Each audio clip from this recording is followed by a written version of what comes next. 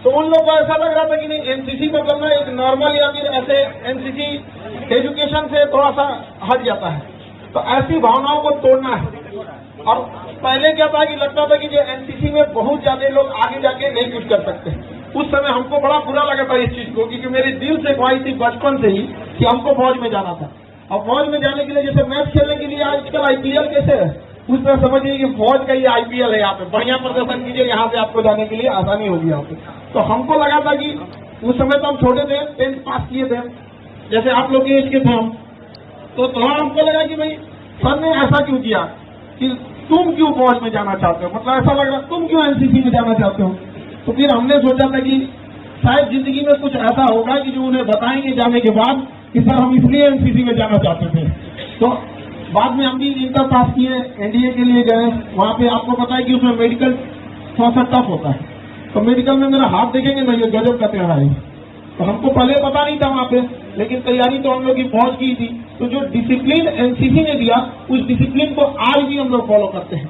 Camp के दिन जब सर हमारे पास जब आए सर की ओर से और कि एनसीसी कैंप में जाना है, सीएटीसी कैंप, तो हम भी वो सीएटीसी कैंप की। हम कहे चलो इसी बहाने हमको अपने पुराने बचपन के दिन जीने के लिए एक बार उस याद को दोबारा ताजा किया जाए।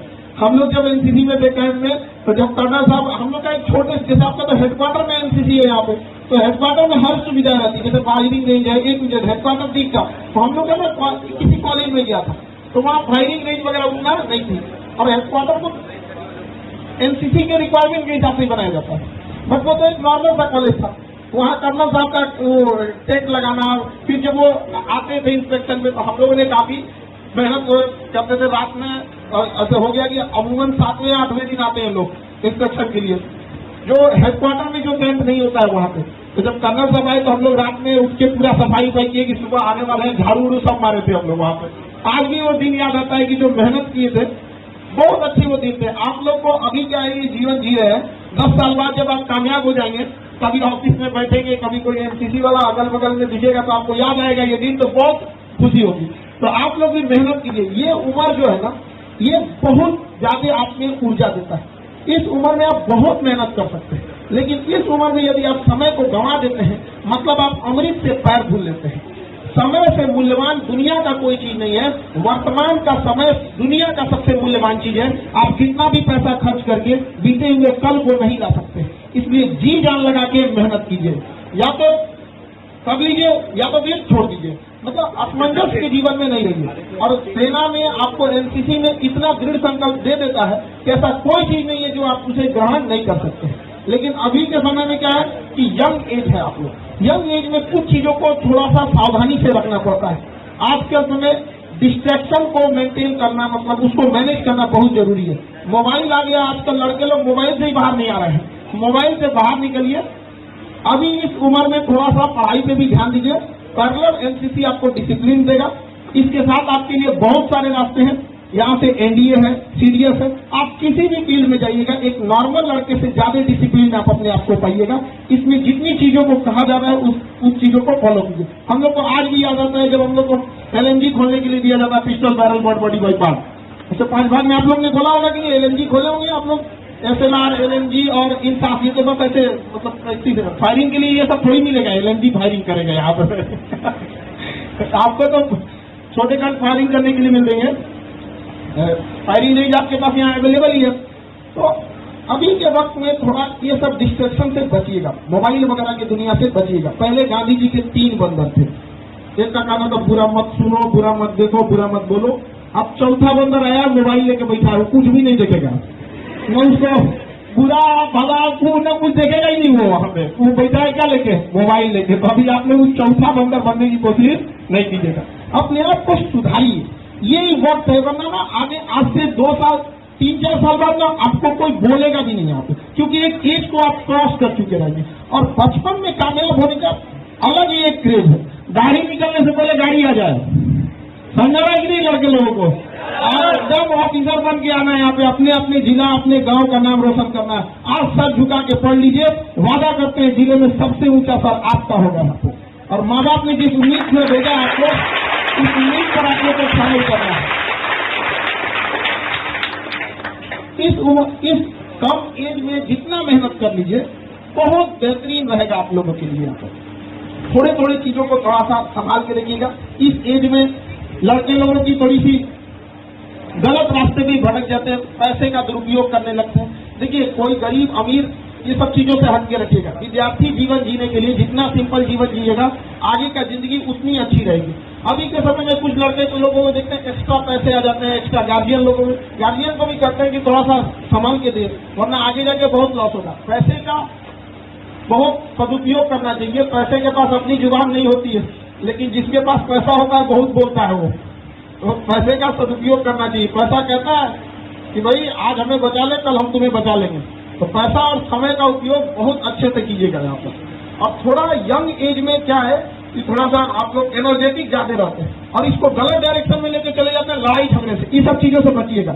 लड़ाई झगड़े का बहुत शौक है, चलिए बॉर्डर पे, तब वहां किया जाए, पूरी दुनिया देखे वहां पे। ये छोटे मोटे गांव में तू मारने वाली लड़ाई से क्या मतलब बनता है? यंग एज में थोड़ी भाषा का ध्यान रखिएगा आप लोग, क्योंकि हम लोग 3 साल में सीख जाते हैं बोलना और पूरी जिंदगी सीखते रहते हैं कि बोलना क्या है।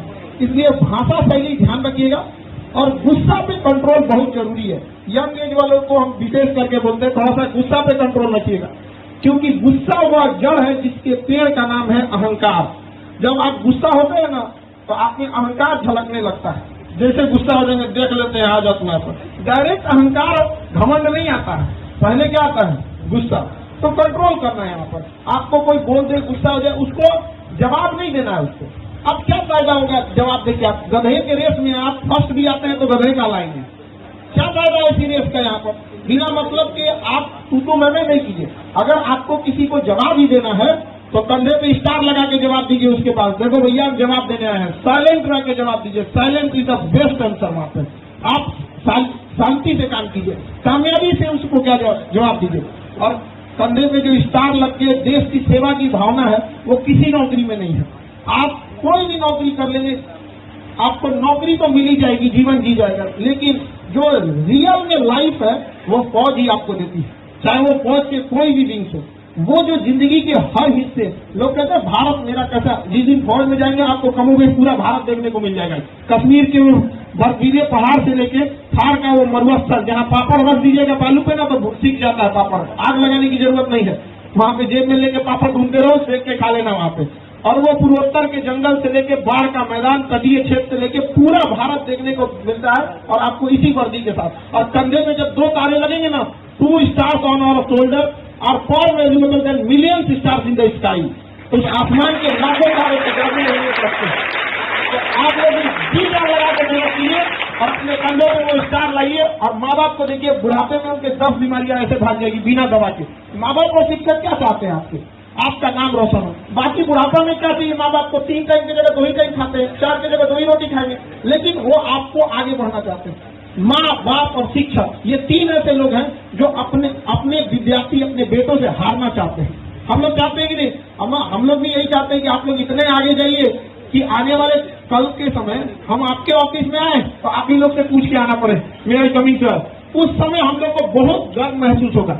हम लोग क्या चाहते हैं कि इतनी बुलंदियों पे जाएं ताकि फख्र हो ये कहते हुए कि हमने इस बच्चे को पढ़ाया था।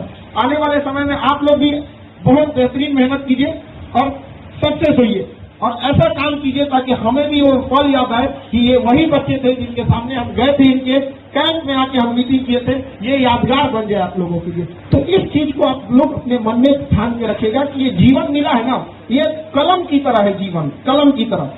इससे पहले कि इस कलम की स्याही खत्म हो, एक ऐसी कहानी लिख दे कि सदियों तक उस कहानी को लोग पढ़ें।